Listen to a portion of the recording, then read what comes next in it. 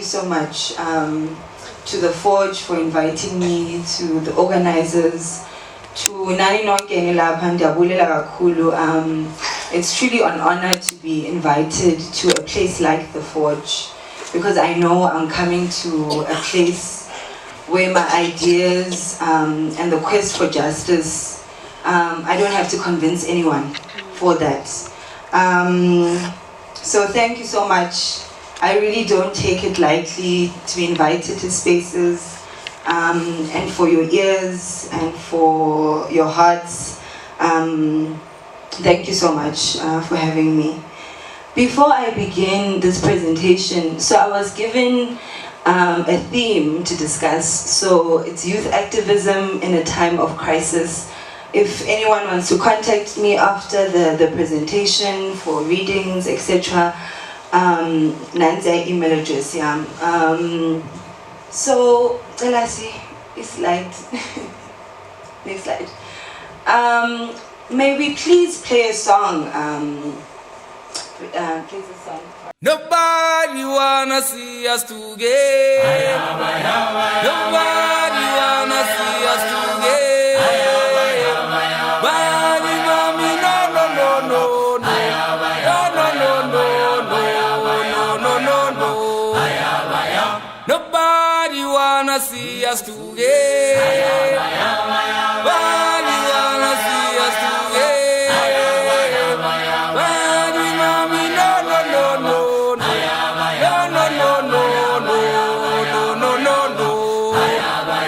Let me tell you about the story of my life. My mother was a kitchen girl. My father was a garden boy. That's why I'm a freedom fighter. Let me tell you about the story of my life. My mother was a kitchen girl. My father was a garden boy. That's why I'm a freedom fighter. Nobody wanna see us at school. Nobody wanna see us at school. Body mommy, no, no, no, no, no, no, no, no, no, no, no, no. Nobody wanna see us at school. Nobody wanna see us at school.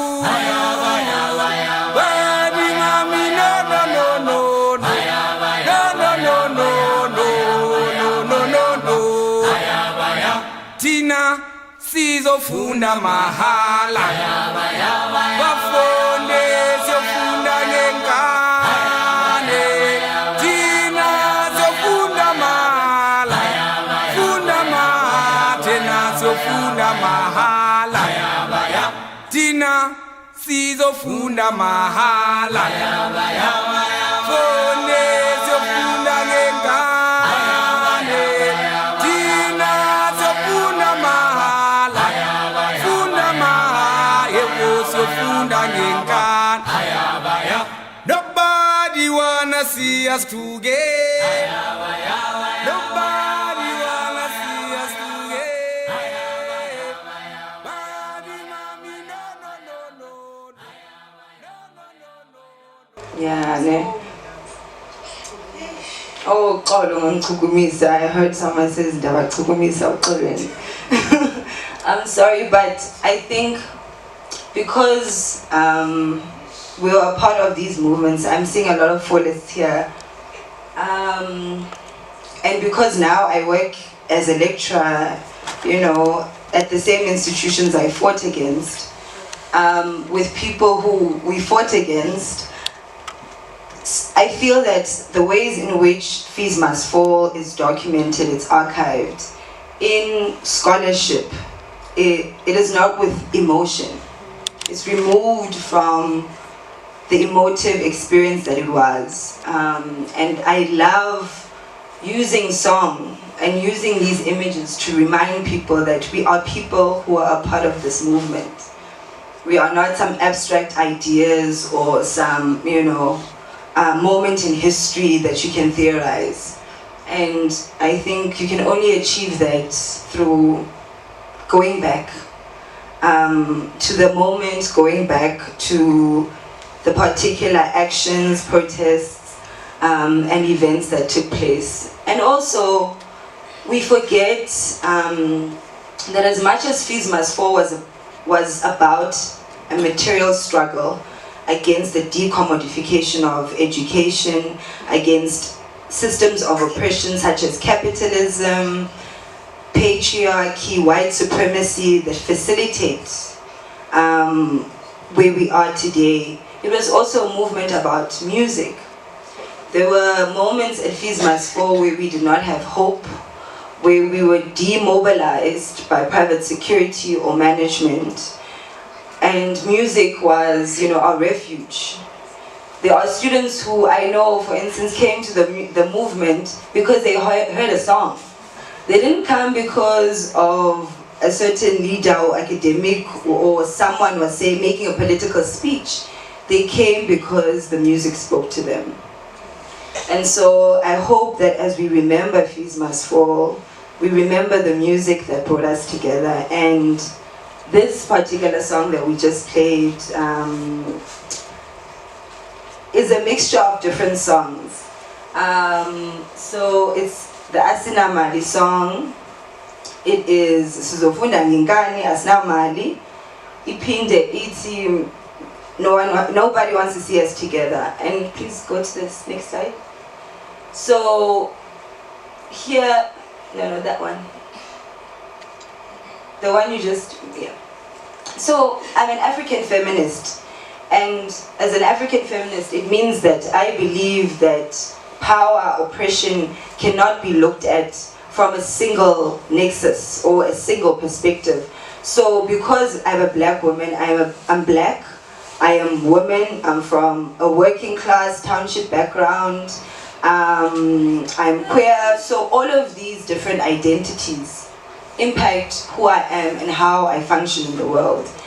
And so being an African feminist, I understand also, right, not only the power of the interconnected nature of oppression, because when we look at, colonialism, slavery, apartheid in South Africa, it did not only impact us because we were black, it impacted also us because we were women, right? Through law under apartheid and colonial and in slavery in South Africa, black women, for instance, were unrapeable by law.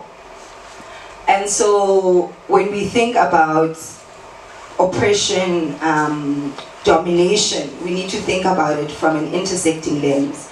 And so this quote that I have here, the first act of the political is to gather, ukudibana, right?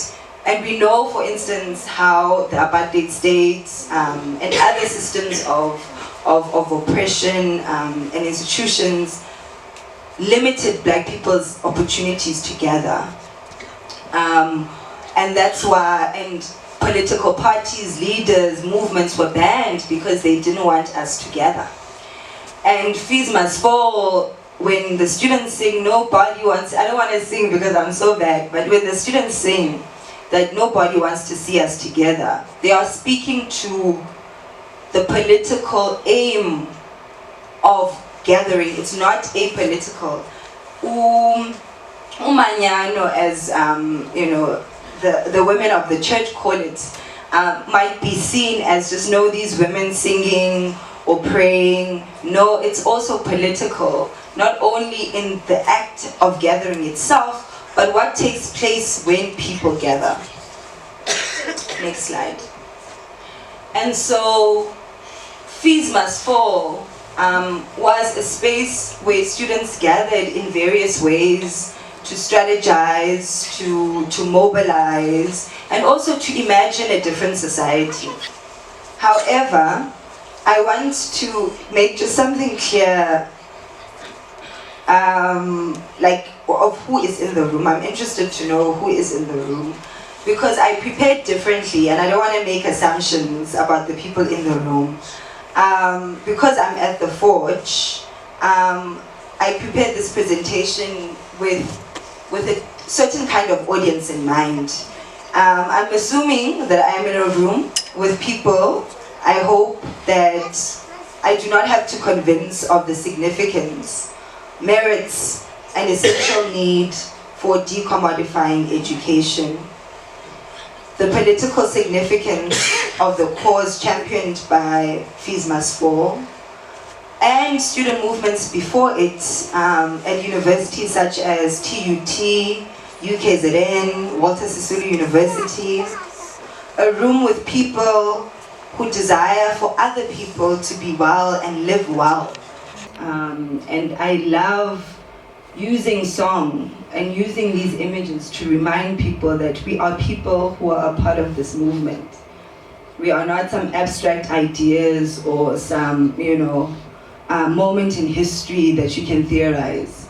And I think you can only achieve that through going back to the moment, going back to the particular actions, protests, and events that took place. And also, we forget that as much as Fees Must Fall was about a material struggle against the decommodification of education, against systems of oppression such as capitalism, patriarchy, white supremacy that facilitate where we are today. It was also a movement about music. There were moments at Fees Must Fall where we did not have hope, where we were demobilized by private security or management. And music was, our refuge. There are students who I know, for instance, came to the movement because they heard a song. They didn't come because of a certain leader or academic or someone was making a political speech. They came because the music spoke to them. And so I hope that as we remember Fees Must Fall, we remember the music that brought us together. And this particular song that we just played is a mixture of different songs. So it's the Asina Mali song. It is Sizofunda Ngingani Asina Mali. Ipinde iti nobody wants to see us together. And please go to this next slide. So here, no, that one. The one you just, yeah. So I'm an African feminist. And as an African feminist, it means that I believe that power, oppression cannot be looked at from a single nexus or a single perspective. So because I'm a black woman, I'm black, I am woman, I'm from a working class township background, I'm queer, so all of these different identities impact who I am and how I function in the world. And so being an African feminist, I understand also, right, not only the power of the interconnected nature of oppression, because when we look at, colonialism, slavery, apartheid in South Africa, it did not only impact us because we were black, it impacted also us because we were women, right? Through law under apartheid and colonial and in slavery in South Africa, black women, for instance, were unrapeable by law.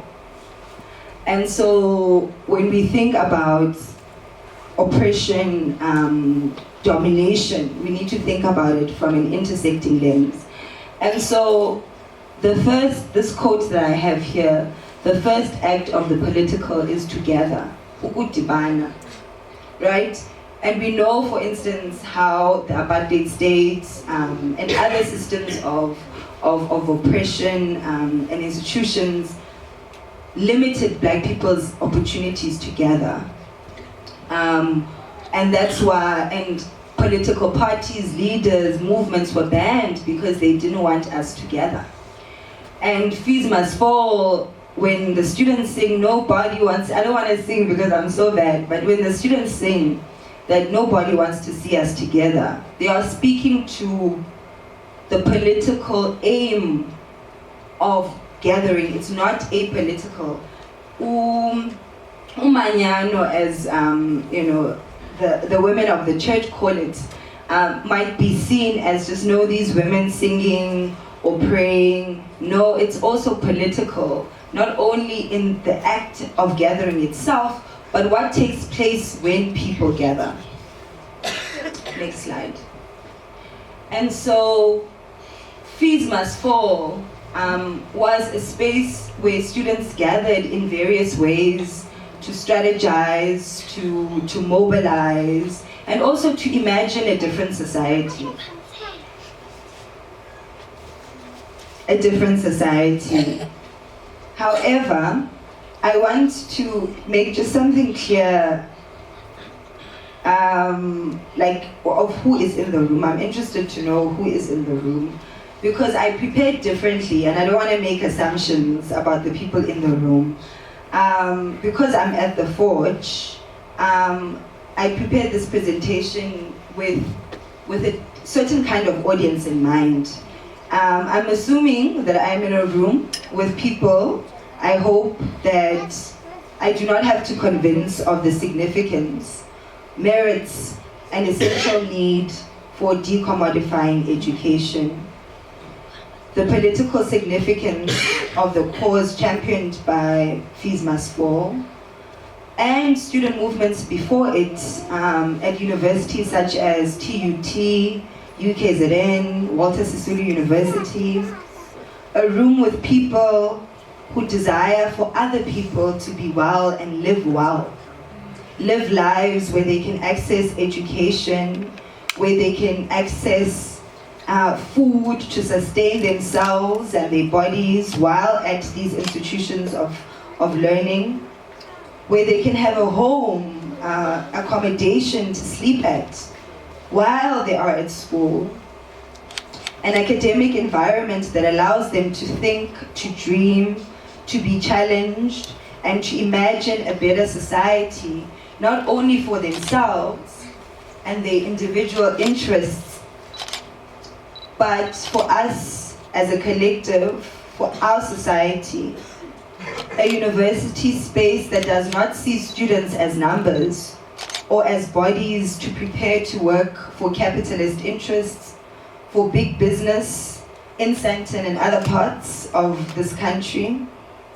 Big business that we know extracts from us, that is extracted from our land, that is extracted from our labor, our bodies, instead of pouring onto us. Universities that are welcoming, accommodating, and are safe spaces for women, queer, trans, non-binary, and disabled people. So do we all share these fundamental principles of what a university should be? I want to know. I'm seeing nods. We do. Okay, happy to hear that. Happy to hear that I'm in the right room.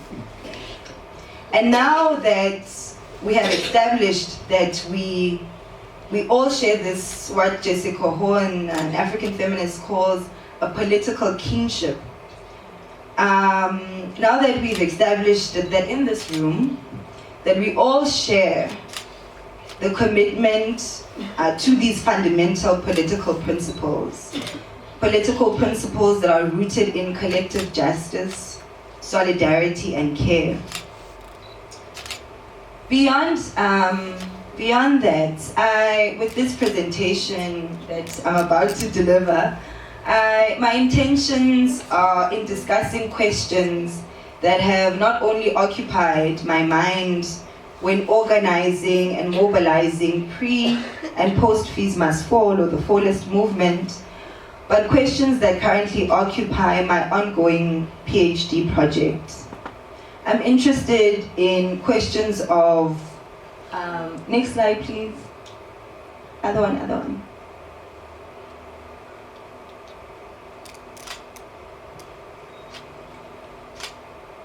Another one please, this one. Yes, so I'm interested in questions of political strategy, of political action, repertoires of action, political framings, etc. So these are concerns, these questions that I'm interested in are concerns of social movement scholars. And so social movement scholars, they have three main concerns. What can be first characterized as defining political threats and opportunities. Secondly, political framing, frames. Thirdly, repertoires of action and strategy. Because I feel like in activist spaces sometimes we are clear on what we want. We are clear that we want free education, we want people to have access to healthcare, we want people to have access to housing, and all of these basic human rights for me that I feel shouldn't be privatized, right? Everyone should have access to them, whether you are rich or you are poor. And so as activists, we all agree on these basic principles that we had discussed earlier. However, we don't necessarily all agree on how we define what is a political threat and what is a political opportunity. We don't always agree on how to frame our political frames or political actions, and we also don't agree on the tactics that we use. So like how we should protest, how we should challenge power. And this was evident in Fees Must Fall. I recently had a conversation with Shaira, who was an SRC head at WITS and was shot during Fees Must Fall 13 times. And she says that, Fees Must Fall was beautiful, that it was a movement for everyone. But it was challenging also because it was a movement for everybody, it also belonged to no one. And so when a movement doesn't belong to anyone, I guess, it's very hard to be clear on these three things. What is a political threat and opportunity? How do we frame our political claims or desires? And also what methods of action, whether it's direct action, do we use, and what is our strategy? And this was evident in Fees Must Fall, right? There were people that classified ANC as a political threat to Black life. People like me, right? Classified the ANC as a problem. But then you have young people who are SASCO members, who are ANC members, who are saying, no, don't say the ANC is a problem. You see, we are unclear on what is a political threat. And we were also unclear on sometimes how we frame our political ideologies. Because, for instance, I'll just make an example. There's a difference in saying that, okay, everyone should have access to education, and education should be free. There's a difference there. Do you guys get the difference? Access versus free. So access means that wonke umuntu should have the opportunity to go and study. Uyakwazi uyo apply uye kwesasikolo. But free, it means that even though you apply kwesasikolo, you must not be denied because you can't afford. Everything is free. So there were certain comrades then who would say, no, we want access to education. And then there were other radical comrades, whether from BASMA or EFF, or who are more Marxist and leaning, who are like, no, we want fees to fall completely. And then you had a government that says, no, but this is impractical. You had a university saying that, how are we going to pay bills if we don't charge you, these fees? And then repertoires of action and strategies is how we engage in the business of challenging power or challenging systems of oppression. And various people have various, repertoires of actions we've seen throughout history. Or Gandhi will be like, no, let's do a kind of passive resistance where we march silently, or, and then there'll be, an MK, Mkondo Sizwe, it will come up and say, no, we need to engage in violence. We need to use violence as a strategy because we are operating with a violent state, a violent government. And then you will have, feminists who say naked protests are also a valid means of protest. Abanye would say, no, you can't be showing, irrespectability politics will come to say, no, you can't be showing your naked bodies. So we're also unclear on what repertoires of action and strategies to use. Abanye Bantu would say, no, barging into an office Habib or of management is too much. Other people were like, let's burn this whole thing down, right? So in how in the decisions that we make on how we engage in political protest, that falls in terms of repertoires of action of what it is. And so Fees Must Fall, I think we were not, because we were a movement of everybody that didn't belong to anyone, we weren't clear on these three things. But there were other things that we were clear on. Please go back to the previous slides, 2 slides up. Another one, 3 slides up. Okay. So, but before I go further, I want to just paint the context in which Fees Must Fall emerges, because other people, may be shocked. I remember watching the news and seeing the responses to Fees Must Fall by leaders, political leaders or business leaders, church leaders, the media. There was a sense of shock. Where did this come from? Where did this movement come from? Where did this militancy come from? From these students, because these students were supposed to be the ones who were beneficiaries of the democratic project, born frees. They were supposed to be grateful for the opportunities that they received in the democratic era, that other black people, their ancestors, etc., did not receive because they lived under colonial and under an apartheid state. And so, but for me, I want to say that Fees Must Fall doesn't come out of nowhere. It comes out of a certain context. We walked on the shoulders of others, and it doesn't start as far as 19. Other people would. It's important to make the links to 76 and Fees Must Fall, but for me, there's a much more contemporary history that we should also draw from, and so. And it starts it starts for me in the transition to democracy, the late 80s, early 90s, and when we were when we were, and I was not here, so I'm born in 1984, I'm talking about when we were, okay, I was born in 92, so when they were imagining this and crafting this new nation.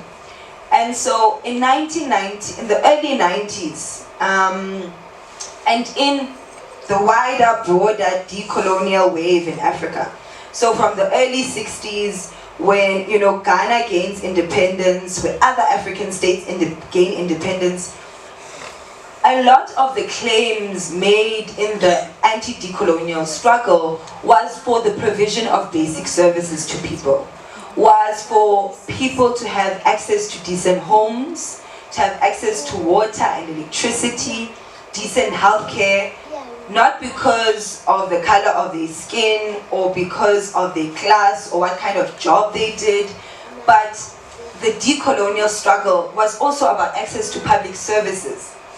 And public services like that, Kosatu picture there, electricity, hospitals, water, pensions, roads.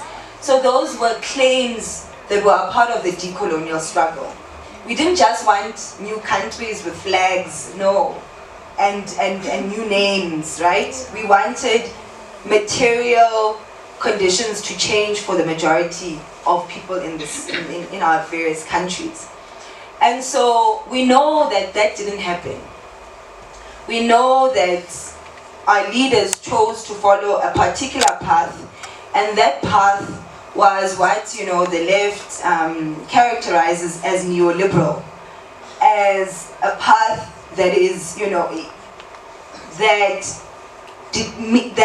that praises individualism, that praises growth over people, over people's welfare and health and sustainability, over even the sustainability of our land. And so our political leaders chose, with the advice both of international institutions such as the World Bank, the IMF, that gave us loans. We just got another loan now last week, approved by the same people. That these people, right, these institutions advised our governments and said, you cannot afford to give people free things. People need to work for things. They said that making things free, like water and electricity, will encourage people to be lazy. And they should work for these things. Therefore, and also another characteristic of neoliberalism and its thinking is not just only individualism and this idea of growth being, the key principle, but it's also the idea that the private sector, big business, is more efficient than the government. And so the private sector can provide us with water, can build our schools, right? So that's why we then have, private schools, we then have private hospitals, because this was a directive, right? A policy directive. And so all of these challenges, obviously people try to fight against these political economy decisions by the government, made by the government. And then you have this poster. This poster, Fight Privatization, is taken from when people were beginning to fight privatization in the country. People like the Soweto Crisis Committee or the Anti-Privatization Forum and different movements in the left to say, we need to defend people's property. Land should not belong to an individual. It should be a collective good. Mountains, even mountains in South Africa are for sale. There are private beaches where we just can't access. And those are the commons.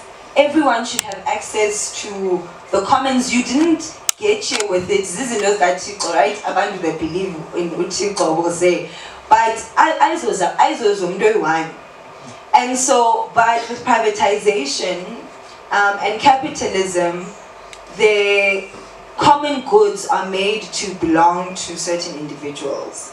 And so this moment was very important. The rise of the Anti-Privatization Forum, the rise of the Soweto Crisis Committee and other movements alike in the rest of the country. And this is another picture from that time that says, water should be free, and water is not for sale. It cannot, free water now, it's like water can never be for sale. How do you commodify a basic good? And so there have been various movements throughout the country that have been fighting the commodification of public services, of basic services. And so this is another, moment by the United Front.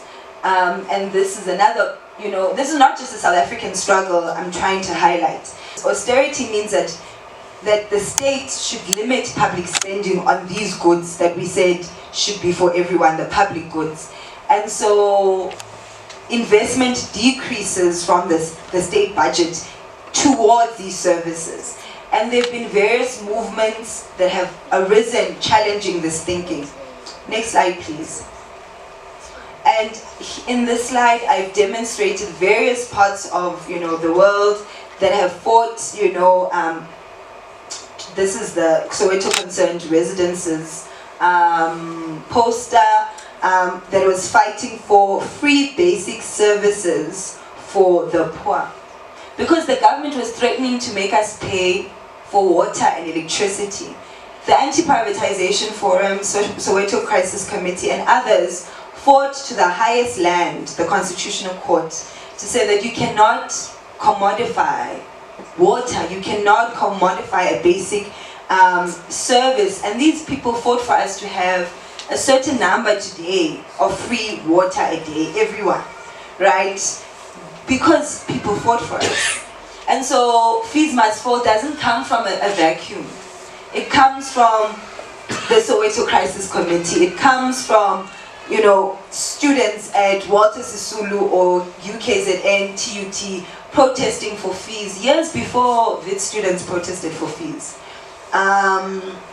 And so I want us to be conscious of that context and not remove not EFF, Fees Must Fall from this broader conversation. Next slide, please.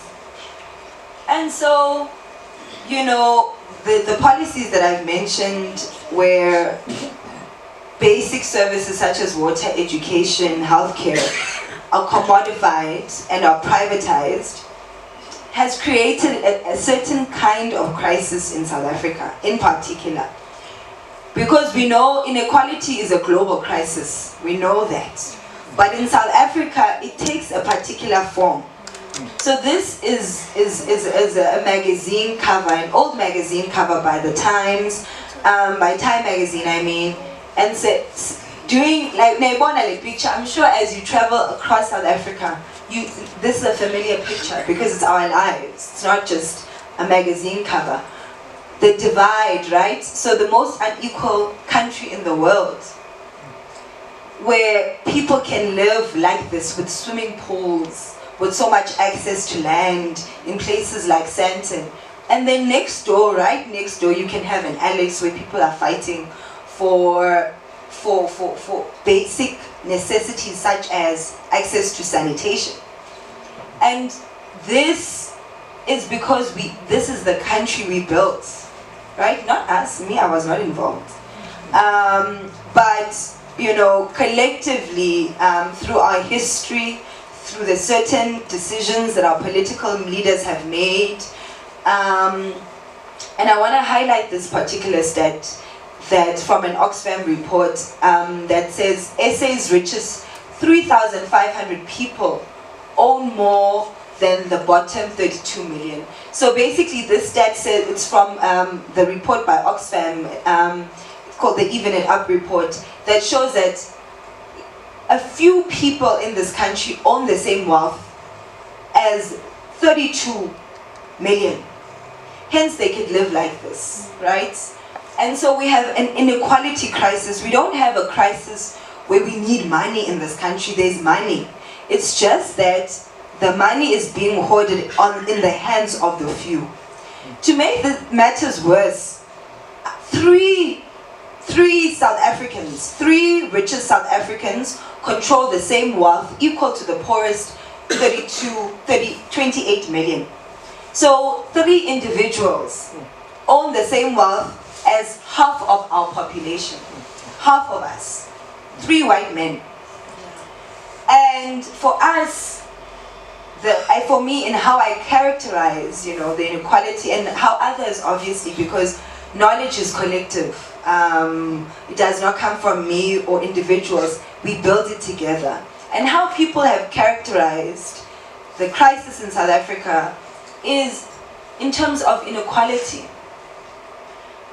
Too many people have too much, and too few people, have too much, and too many people have too little. And so, and this is just pictures just to show this crisis. This is a picture of Cape Town in Sea Point, and we know Cape Town has one of the worst informal settlements in the country, where people are living, literally their homes burn because right? And then we have an Alexandra, and then we have a Sandton, only a few kilometers away from each other. This is our reality. And so as and Fees Must Fall comes from these realities. This reality, Fees Must Fall, is made up of students, like for instance Zamam Tunzi, who now works for Tsitemani in Cape Town. We were having a conversation recently, and he said that in his first year, he was traveling from Tembisa by train to Wits every day before he got accommodation closer to campus. So he had to wake up at 4 a.m. as a first year student who graduated with brilliant marks to come and study, I think, some mathematical thing. I forgot the name of that degree that he studied, but it was some mathematical something that he was studying, and he got a place at Wits in a competitive program, and competing with people that went to St. John's paying 200 and something thousand a year. But he got space, right? He qualified to be here, but he didn't have accommodation because he couldn't afford it. He first had to fight to register, and he won that fight to register, and he had to fight again to get indawo yohlala, and he woke up at 4 o'clock every day to make a 5 a.m. train to Wits. And this was him every single day for 6 months until he got accommodation. And these are the stories not only unique to Zama, but to many of us who've had to sit in long NSFAS queues to get, accommodation and to afford to study. And so again, I re-emphasize, Fees Must Fall doesn't come out of nowhere. It comes out of this context. It comes out of this inequality crisis. Next slide, please. Next slide. And so, but as I mentioned, since I've painted the context, I've mentioned that I'm interested in looking at Fees Must Fall now that we have the benefit of hindsight, right? Years have passed since these days at Wits of occupation, 2015, 2016. Years have passed, now we have moments to reflect. And for me, I've been doing some internal reflections because I'm passionate about movements. I believe that the only way we can change societies, and historically so, is through organizing, is through movement building. Any victory by the oppressed class, whether it's women's victories, whether it's been Pan-Africanist victories, have been achieved on the picket line. And so we need to take movement building very seriously, and the strategies in which we utilize to movement build. I'm going to quote Zama again because I just had a conversation with him for something else, and he was saying that we learned to organize by doing. We weren't taught to organize. Fees Must Fall students, how did you gather these numbers? It was literally by doing, through trial and error, because most of us had never organized at this level. Some of us, who were involved in other struggles, such as ending outsourcing at university, or various moments of trying to get people accommodation, etc., etc. We mobilized, we were a few. I think the most we've had was a few hundred, but we've never achieved these numbers that we saw in 2015. And so we learned that by doing, which then created space for a lot of trial and error. So now I'm thinking about, movements of the now, movements of the future, and what lessons we can learn, from Fees Must Fall. What lessons can we learn from previous movements, and how can we be innovative in the ways in which we engage in political action, or our repertoires of action, as well as the ways in which we frame issues. And so I want to discuss those innovations that happened during Fees Must Fall. Because even the poster here, I wasn't involved in designing the poster, but the poster, designed by people at the Forge, was of a young man carrying bricks. Did you guys see that? And for me, that was a limited, framing of Fees Must Fall. And that is also how the media framed Fees Must Fall, was that these violent students who were rowdy, who were disrespectful, but they didn't look deeper into the movement and the tactics employed outside of violence. by these students, because that wasn't sexy enough, right? That wasn't going to get clicks from these news establishments or clicks on news establishment websites. And so how they depicted Fees Must Fall was through those kinds of images of young men and young women and non-binary people carrying, you know, rocks and pangas and shamboks through the streets of Johannesburg and other parts of the country. And so, sorry, just a disclaimer, I didn't make this disclaimer, Colin. My presentation was going to be very Wits-centric because I was in Wits Fees Must Fall. And so, and I want to reflect on some of those intimate moments from there. So I want to speak about, first of all, the counter-dominant narrative of Fees Must Fall outside of the moments where violence was used as a political strategy. I want to speak about other strategies that these young people innovatively used. The first one was occupation. How do you gain the attention, the audience of those in power? Because it's not enough to just pick it outside and sing outside. They have no reason to come and speak to you. But when you occupy a building such as this, it was called previously Senate House. And this is the administrative building of Wits. Now it's called Solomon House. Because the students occupied the place and called it Solomon House. And now officially it's called Solomon House 2. And that's a Fees Must Fall victory. And so, in order to gain management's attention, students decided to occupy a central location, right? You know, if there are Congress people or ANC people here the ANC speaks about the document Strategy and Tactics and how important it is for all ANC people to read that document on the importance of strategy and tactics.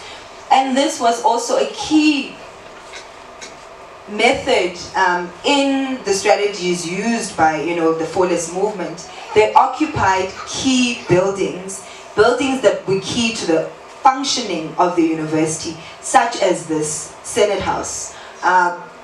And this building, financial aid is processed here, student registration is processed here. So much happens in this building.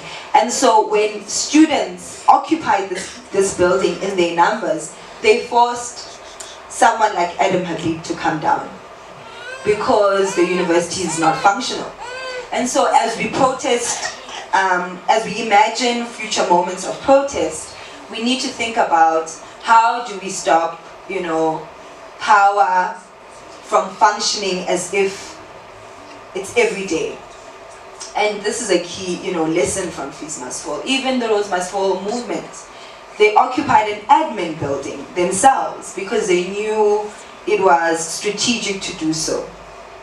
The next slide, please.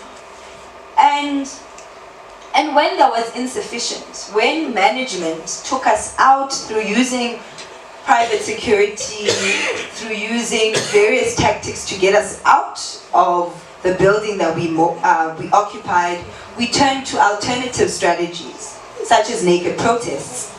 And naked protests have a history, you know, in particularly African feminist protests, to demand attention from power. And this is one I participated in at Wits. And this is another one that, you know, this one happened at Rhodes University. Women who, and queer, non-binary people who were demanding to be safe at university. And so they achieved the same attention from management, from power, through using a different political tactic, a different repertoire of action, nakedness. Our bodies. And so, and that is another, you know, it's not that it's unique to Fees Must Fall, I'm not saying that, but it's adapting key lessons from other movements and adapting it for that particular location. Next slide, please. Fallist activists also use the principles of die-ins. You can see Abantu are laying on the ground. It's another protest tactic that has been used by various movements in the left throughout the world to be like, this place, poverty for me kills, right? It's unethical. It's unethical to have It's equal to death. Not killing black children's future hopes, not only for themselves, but for their parents who didn't have an opportunity to come to this, equals killing them in many ways. And so doing, a dying is a symbolic political gesture. And forest activists did that too, but people are not theorizing about that, but they are theorizing about the bricks, right? Another photo, please. Art, we know how crucial art has been to various movements throughout the world. We know, for instance, the liberation movements had artistic wings where they would create music, create pamphlets, create posters or paintings that speaks to, the political aims of the time. So was Fees Must Fall. The students engaged in theatre. This is when, Rhodes fell at the University of Cape Town. An image, a graffiti picture of Habib turning away a black child from accessing education. A fist there, right? Amandla playing on the slogan, Amandla, right? Power to the people. And so we also used art during Fees Must Fall as a tactic of protest, as a tool of protest. Next slide, please. And I want to use this particular poem. Kollega Putuma comes from the Forest movement, and she published a poem, her collection, her first collection, in 2017, titled Collective Amnesia. And she has a particular poem here that has been used in protests after the Forest movement by feminists in other spaces. And this poem speaks to the intersectional nature of oppression, of domination. It says, I don't want to die with my hands up or my legs open. And because we occupy, right, these bodies where we are not just a single thing or being, right? I am black, I am woman, I am queer. And so I have chances of dying with my hands up because of the color of my skin. Like we are seeing black men die in the US holding their hands up. Or legs open, like we are seeing women die in this country through femicide, right? A young woman going to university like Uyinene and leaving in a coffin.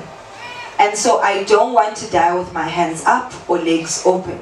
And that is the power of art to convey a political message, to convey a political ideology, actually, right? Because this is a clear feminist, black feminist, African feminist stance where you look at oppression and domination from an intersecting lens. Through these four lines, she's speaking to racism. She's speaking to patriarchal power, heteropatriarchal power, and how those systems of oppression can kill women who occupy bodies like ours. Next slide, please. And this poem has been used in various t-shirts, like the one you can buy on her website, Kollega's website. I don't want to die with my hands up or legs open. They've been used in protests such as the ones that we saw after the death of Uyinene. You see the power of art. And Fees Must Fall activists utilize this as a strategy and as a tactic of protest. Next slide, please. And there are many many other, tactics that were used during Fees Must Fall in various places, but I just wanted to highlight those particular ones because I feel that they haven't had enough room and space to be explored, and they could teach us in how we organize in the future. What was also beautiful about Fees Must Fall was its boldly feminist framing, right? Obviously feminism is a contested term, and it was contested within Fees Must Fall itself. But here I have, can you move it so that they can see the quotes, the presentation, the slide? No. Sorry, we can't see the quotes. And I'll read it out from my laptop. But this is a quote from Mase Ramaru, who was a part of the founding members of Rhodes Must Fall at the University of Cape Town. And when Rhodes Must Fall, and Fees Must Fall comes from Rhodes Must Fall, right? The Fallist movement, we see the first sign of the Fallist movement at Rhodes Must Fall, at the University of Cape Town. And when the Rhodes Must Fall students and comrades create a manifesto, they point out that ideologically they are anti-capitalist, ideologically that they are Pan-African and Black conscious, but also intersectional in nature, right? They are feminists because, Black feminists, because that's where intersectionality comes from. It's a theoretical framework coined, or a theoretical framework coined by Kimberly Crenshaw.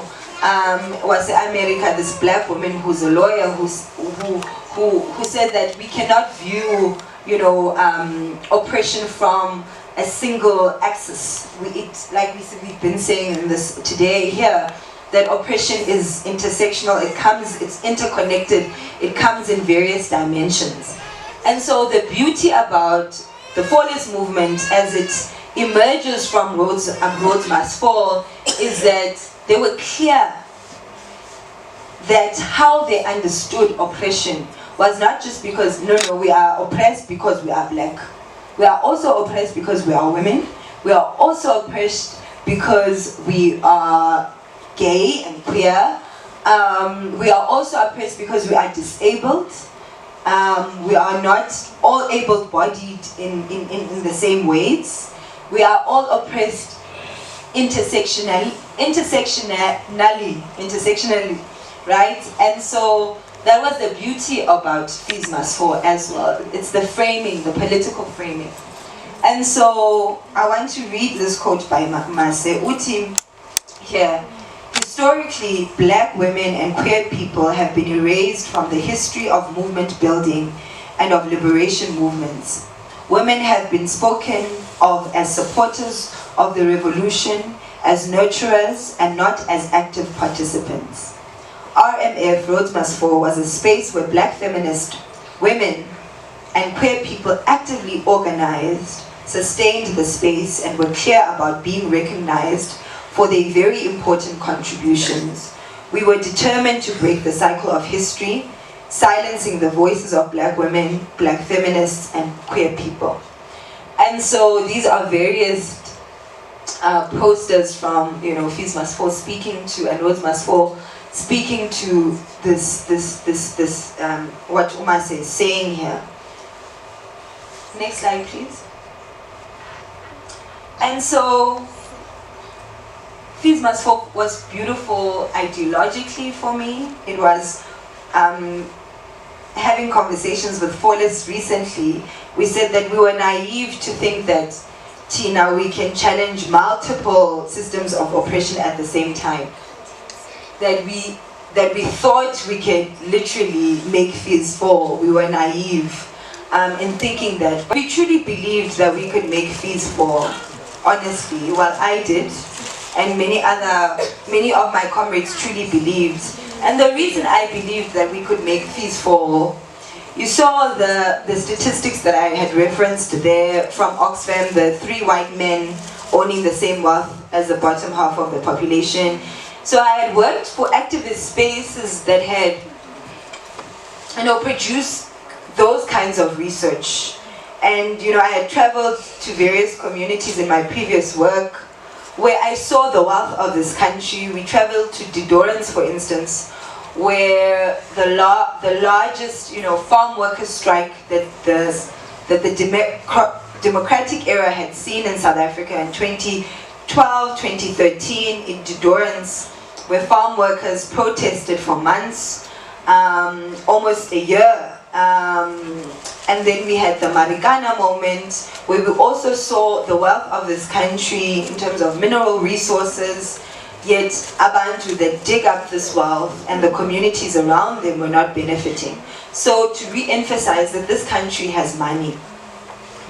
And the money that we use, there's a particular statistic from Oxfam it's based on a Mbeki report, a high-level report by Mbeki with the African Union that showed that the money that leaves our continent and our country through illicit financial flows could build in 1 year. The money that leaves the country illegally because big business doesn't want to declare, doesn't want to pay tax. So they make their money through various means, leave this country illegally. That money in 1 year could build a clinic in every village in this country.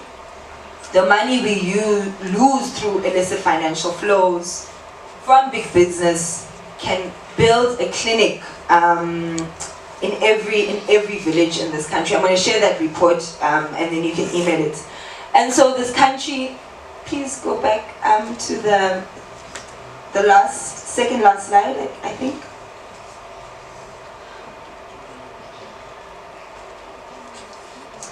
So this country has money, right? But it's in the hands of the few.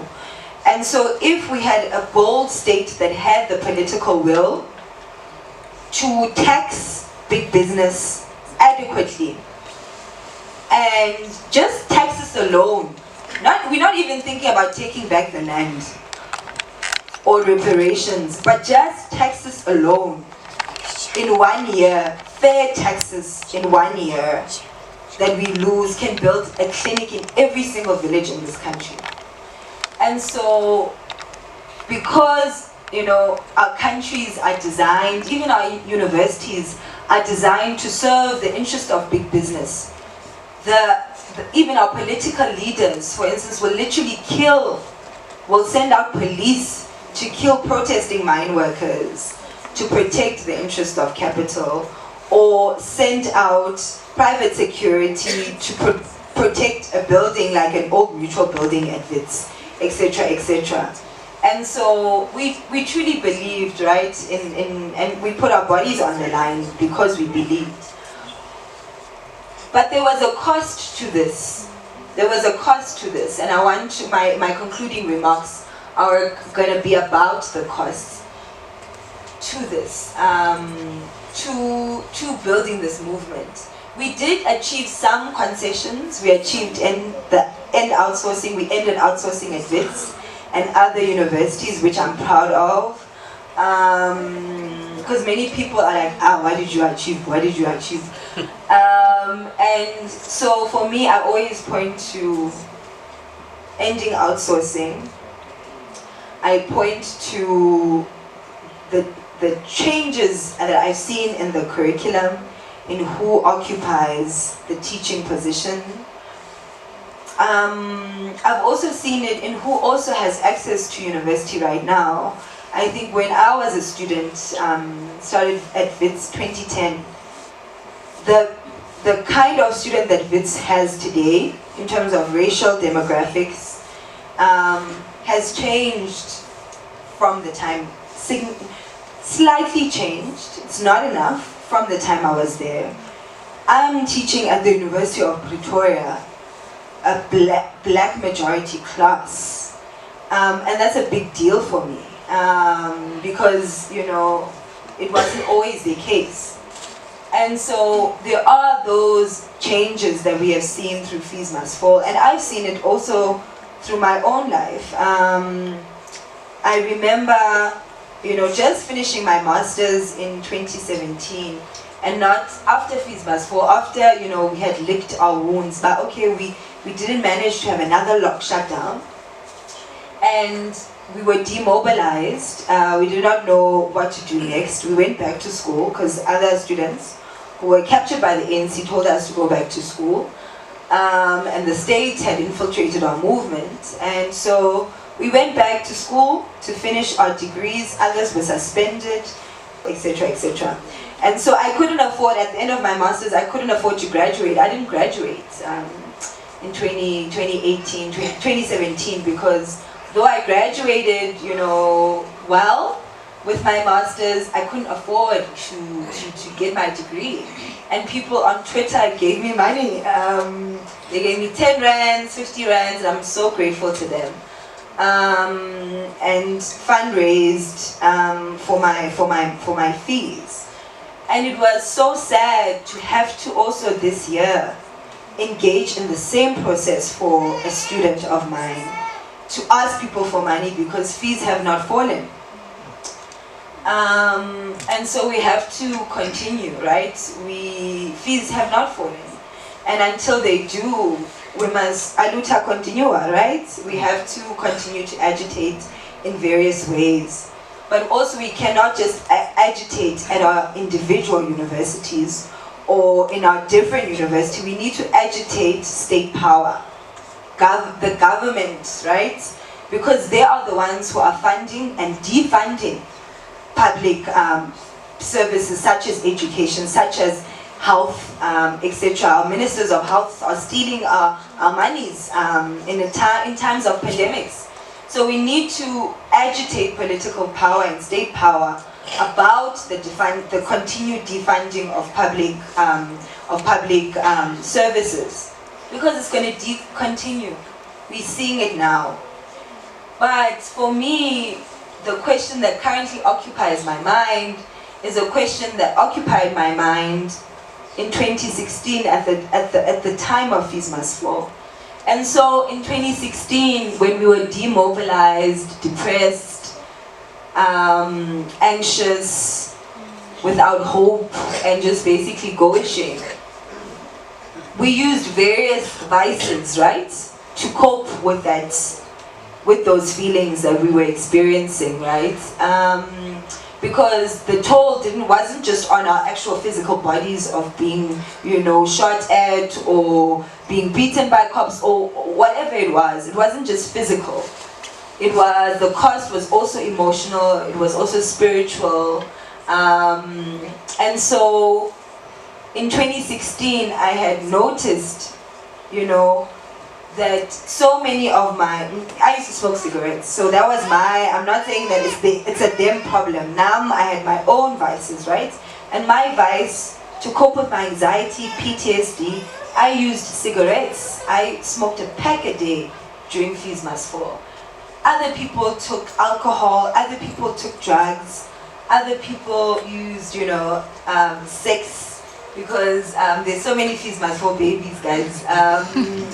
So there were various, coping methods and mechanisms that we used, right, to cope with what was happening around us.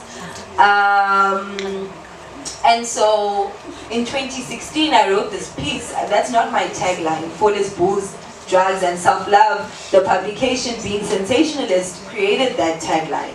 But I wanted us to have a conversation about what does resilience mean? What does healing mean within movements?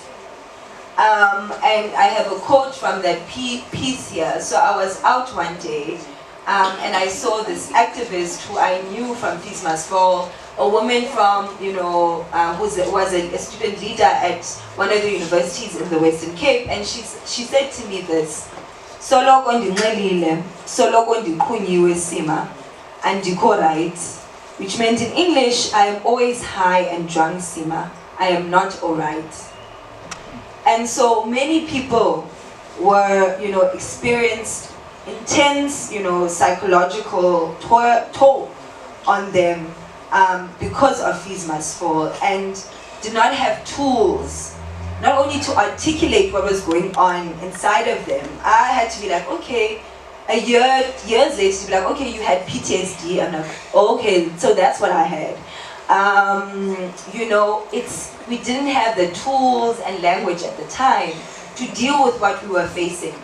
And as we move forward in our movements, right,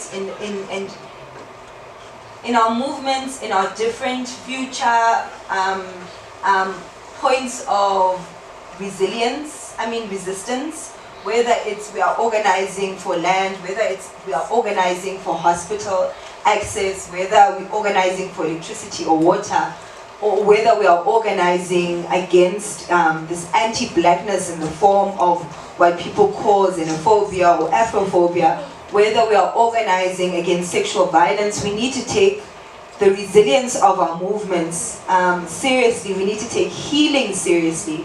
How do we build systems in place where people do not have to use alcohol to cope, or cigarettes, or drugs, because they don't have any other tools to cope with what is happening around them? Because we have to, unfortunately, we are going to continue to protest, we are going to continue to organize and movement build. Unfortunately, we have to. However, we can do things differently. We can learn from the past, where being drunk and being high all the time within our movements does not only have to be our coping mechanism. We can build internally, coping mechanisms that are healthy for us, not only just individually but collectively. Because we know, right? I'm not trying to preach to people not to drink alcohol here, or things like that. But I'm just saying that, as we continue to agitate and mobilize, we are going to experience hurt. Not only physical hurt, because we've seen how the state responds to us, but also emotional, psychological pain. But we need to find ways to cushion each other and ourselves from those blows and from those shocks, in ways that, care for each other, right? And take each other's interiority, seriously, and health seriously. And so, next slide, please. And another thing, right? Outside of the alcohol and, no, there was another slide before this. Go ahead. Okay. Another one? Okay, the slide is gone, but I'm just going to speak through it. So, yeah, and so as we think about building movements of the future, I'm interested in these questions that I'd like all of us to think about. And it's a question of how. Like, I'm interested in, as I've said, I'm interested in social movement, organizing, social movement theory and tactics. And that's the key, word there, like in learning about social movements, is the how part. How do we build movements for the future? Movements that are centered in care, in solidarity, in healing. Movements that also center, imagination.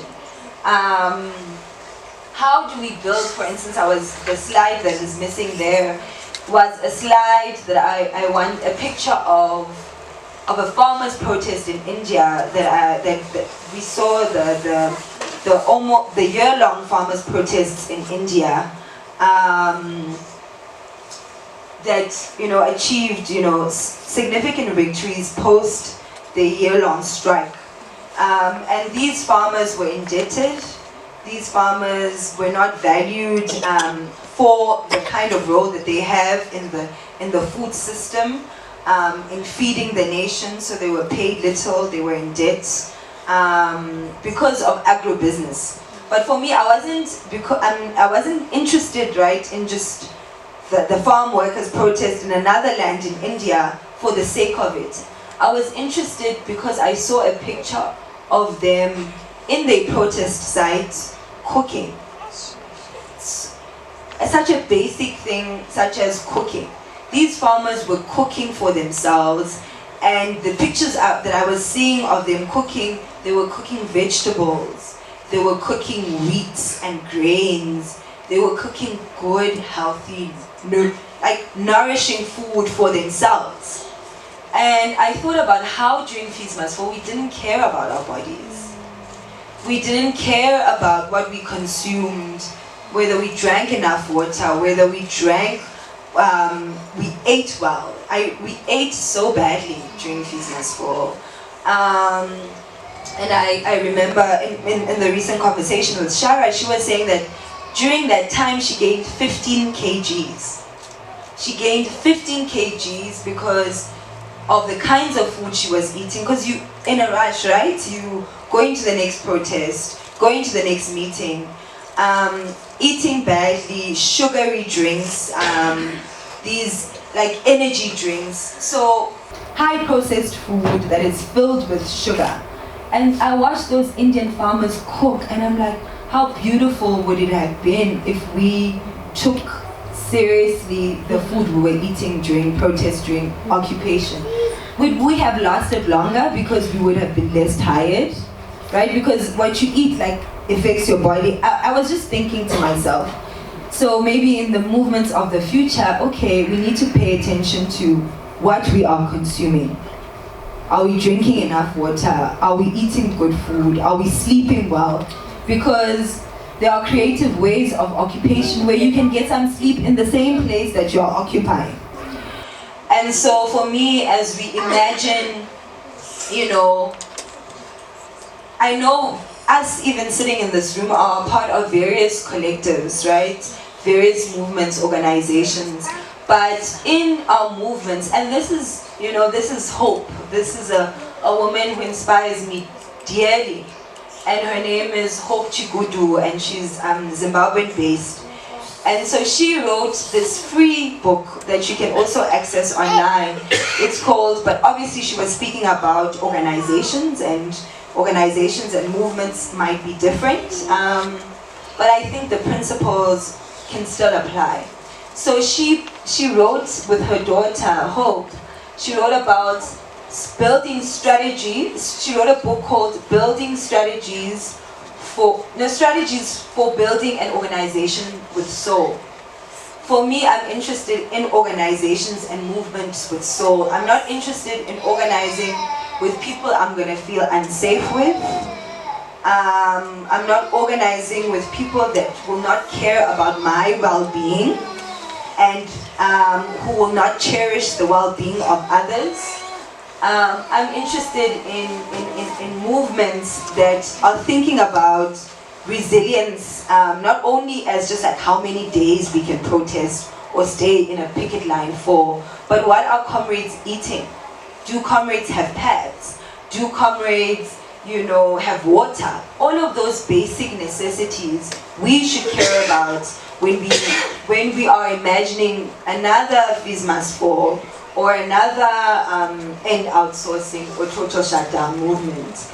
Yeah, and I leave you with these questions, but before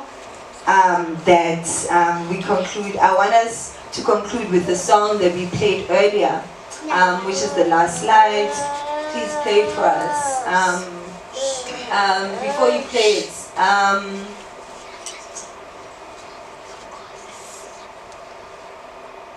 okay, since they're finding the video.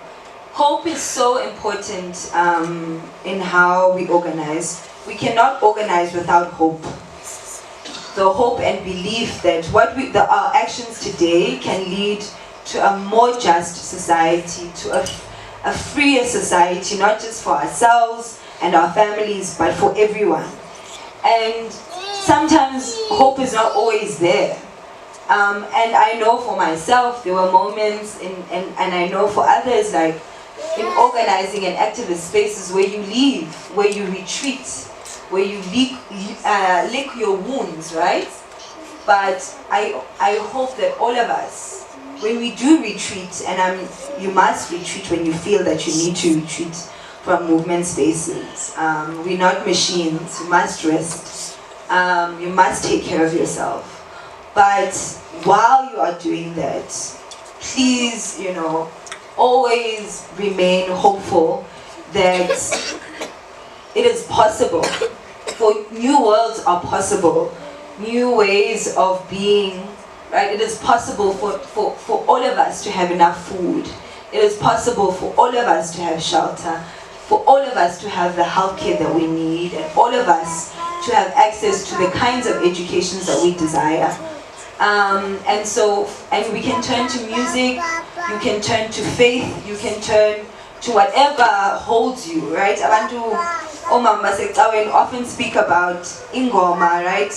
As your hymn, as intonga yakho, right? As it holds you. And so whatever that is for you, please hold on to hope that it is possible, because the powers that may be not only try to kill our movements physically by demobilizing us, but they also try to kill our hope and imagination.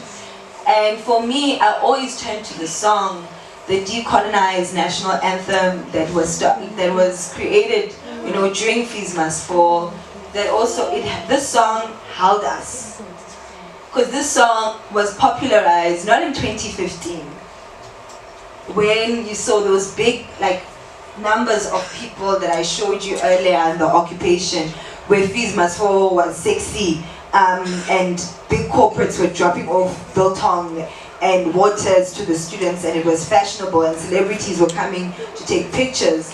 This song comes from a moment where we were demobilized, where management had taken us outside of Solomon House, where private security had occupied our campus. And so this moment comes from sadness, but also it comes from a drive and that appeal to the senses that truly, comrades, we can make this happen. Let's aluta continua, let's continue fighting. So let us turn to whatever it is. Let us take faith, let us take healing, let us take resilience seriously, and use whatever tools at your disposal, like music, like faith, like food, like water, to narrate, like spirituality, your traditions, your rituals, your customs, to give you hope. Shara was saying that she was able to continue after being shot. Zama was suspended for over a year, academically suspended, and now Zama is doing his master's at UCT in education. The same Zama who was taking a train in first year and then mobilized during Fismas 4. Naledi was also speaking about the importance of faith in her, resilience practice. And so Nati, as activists, let's take faith, let's take resilience and healing seriously. And I want to end with this song of Ifizmas from Nkosi Sikelela, the decolonized version. Thank you very much, everyone. Nkosi Sikelela,